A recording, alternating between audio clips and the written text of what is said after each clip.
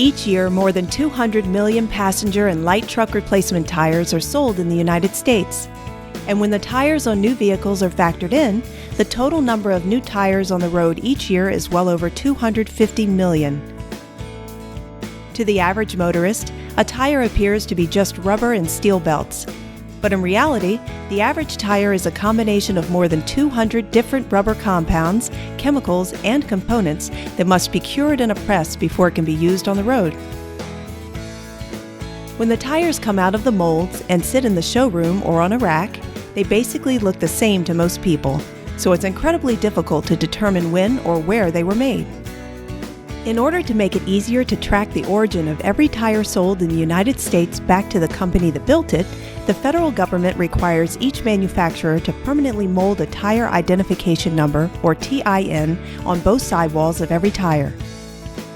The TIN, or TIN, must start with the letters DOT, which indicates that the tire has been manufactured to comply with federal motor vehicle safety standards. The first group of 2 or 3 symbols represents the assigned identification mark for the manufacturer. The second group of no more than 2 symbols represents the tire size. The third group is optional and can consist of no more than 4 symbols.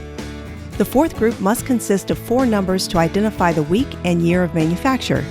In this example, the tire was manufactured the 26th week of 2014.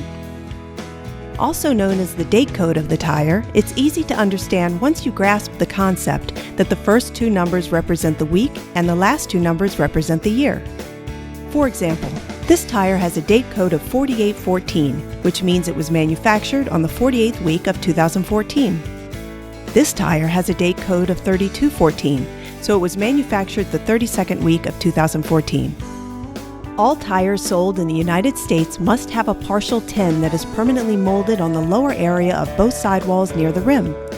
The full tin that includes the date code should be visible on the outboard side of the tire. Since every tire can be tracked directly to the manufacturer and the exact week of production, it's much easier to pinpoint any anomalies that may have occurred during the manufacturing process. That's why the federal government requires retailers to provide the complete tin for every tire sold so motorists can be notified whenever a recall is necessary. Sometimes the tin for each tire will be printed on your receipt, so you can go to the tire manufacturer's website and register them for free. The Rubber Manufacturers Association has a web page with links to the tire registration sites for most of the popular tire companies.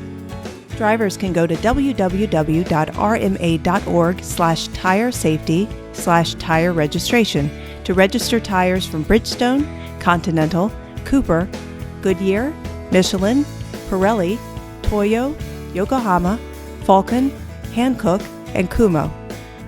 The retailer can also give you a registration card with the tin so you can mail it in after the new tires have been installed on your vehicle. And some retailers will electronically register your tires for you each time they are purchased as an added convenience.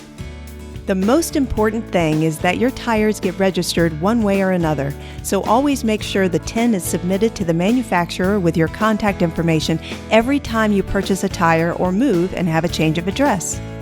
Between the tin requirements and the tire registration system, manufacturers can easily identify which tires need to be recalled and which customers need to be notified. Tire safety starts with tire registration because it's the best way to make sure the tires that don't meet specifications are removed from the highways and replaced as soon as possible.